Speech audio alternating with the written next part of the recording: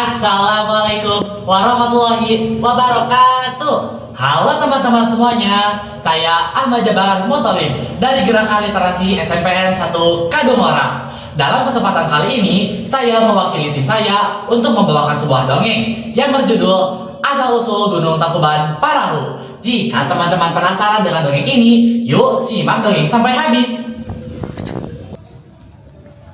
Di sebuah kerajaan di tanah Pasundan, hiduplah seorang putri cantik bernama Dayang Sumbi. Ia gemar menenun dan tinggal di sebuah gubuk di tengah hutan untuk mengasingkan diri dari keramaian istana. Setiap hari, ia ditemani oleh seekor anjing jantan bernama Si Tumang yang sejatinya adalah titisan dewa. Suatu hari, Dayang Sumbi sedang menenun. Alat tenunnya jatuh ke lantai. Ia malas untuk mengambilnya dan tanpa sadar berucap, "Siapapun yang mengambil alat tenunku, jika ia lelaki akan kujadikan suami, jika perempuan akan kujadikan saudara." Tiba-tiba si Tumang mengambil alat tenun itu dan mengembalikannya kepada Dayang Sumbi. Dayang terkejut. "Tumang, kau seekor anjing, tapi memenuhi ucapanku." Dalam hatinya ia bimbang. Namun ia sadar janji adalah janji. Akhirnya Dayang Sumbi menikah dengan si Tumang. Beberapa bulan kemudian, Dayang Sumbi melahirkan seorang bayi laki-laki tampan bernama Sangkuriang. Anak itu tumbuh menjadi anak yang kuat, gagah, tapi sedikit keras kepala.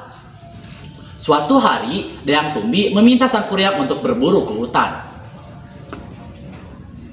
"Sangkuriang, tolong bawakan ibu seekor kijang.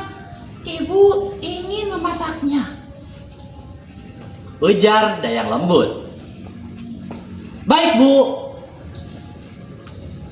jawab Sangkuriang dengan penuh semangat. Namun, setelah seharian berburu, Sangkuriang tidak mendapatkan seekor kijang. Ia merasa kesal. "Tumang, kau hanya berlari-lari tanpa hasil. Untuk apa aku memiliki anjing malas sepertimu?" Si Tumang menggonggong lirih, seakan ia telah berusaha. Namun Sangkuriang marah besar. "Dasar tidak berguna, lebih baik kau mati." Dengan panahnya, ia membunuh Tumang. Ketika pulang, Dayang Sumbi bertanya, "Mana hasil buruanmu, nak?" Sangkuriang dengan polos menjawab, "Tidak ada kijang, Ibu. Hanya daging tumang yang kubawa."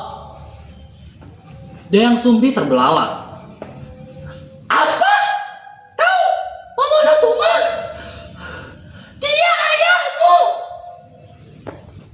Sangkuriang pun bingung. "Apa maksud Ibu?"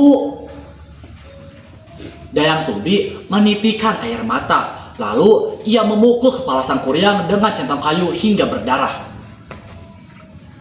"Pergi dari sini! Jangan kembali sebelum kau insaf!" Sangkuriang pun lari dari rumah dan mengembara ke berbagai negeri untuk menimba ilmu kesaktian.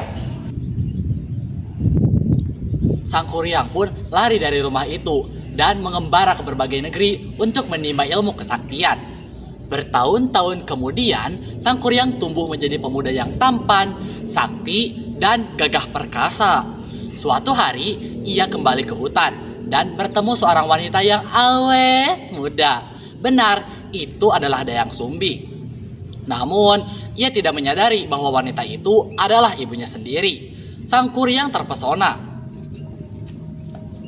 "Perempuan cantik, siapakah engkau? Izinkan aku meminangmu menjadi istriku." Dayang Sumbi tersentak. Ia menyadari tanda lahir yang ada di kepala pemuda itu. Dia sadar bahwa pemuda itu adalah anaknya sendiri. "Hati-hati anak muda, aku terlalu tua untukmu." Namun Sangkuriang bersikeras. "Tidak, kamu begitu memesona. Aku tidak peduli umur. Aku ingin menikahimu. Dayang Sumbi berusaha untuk menolak, namun Sang Kuryang kian keras kepala. Akhirnya Dayang Sumbi mencari akal. Baiklah. Ujar Dayang Sumbi tenang. Akhirnya Dayang Sumbi berucap, Jika kamu ingin menikahiku, penuhi syaratku. Bendunglah sungai Citarum hingga menjadi danau yang luas. Lalu buatlah sebuah kapal raksasa di danau itu.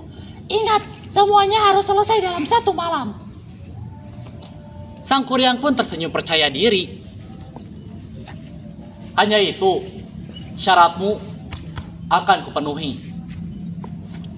Malam itu, Sang Kuryang memanggil para makhluk halus untuk membantunya. Suara gaib bergema di hutan. Batu-batu dipindahkan, tanah digali, pohon-pohon ditebang. Perlahan, sebuah bendungan terbentuk dan sebuah kapal raksasa hampir selesai. Dayang Sumbi yang melihat dari kejauhan merasa cemas.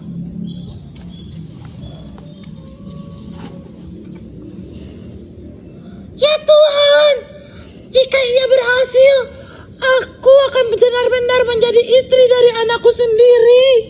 Tidak boleh. Akhirnya, Dayang Sumbi meminta ayam jantan untuk berkokok lebih cepat. Ayam, berkokoklah lebih cepat, seolah-olah fajar telah tiba.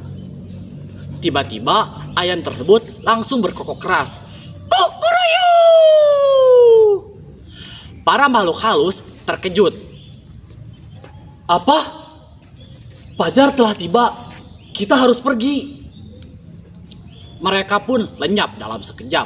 Sang Kuryang kaget. Apa? Masih malam?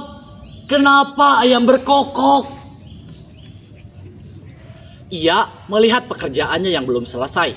Bendungan memang jadi, namun kapal raksasa masih setengah rampung. Dayang Sumbi pun menghampiri Sang Kuryang. Sang Kuryang, syaratmu gagal. Kau tidak bisa menikahiku.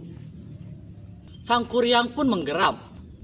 Tidak, kau menipuku. Aku sudah hampir berhasil. Sang Kuryang menendang perahu besar itu. Pergi kau, dasar perahu terkutuk. Perahu itu pun jatuh tertelungkup hingga menjadi sebuah gunung yang hingga kini dikenal sebagai Gunung Tangkuban Perahu yang biasa kita kenal dengan perahu tertelungkup. Dayang Sumbi hanya bisa menangis. Ya Tuhan, selamatkan negeri ini dari amukan anakku ya Tuhan. Sementara Sang Kuryang hilang entah kemana, meninggalkan legenda yang hinggapkan ke tanah Sunda. Sekian dongeng yang bisa saya sampaikan. Mohon maaf bila ada kesalahan. Wassalamualaikum warahmatullahi wabarakatuh.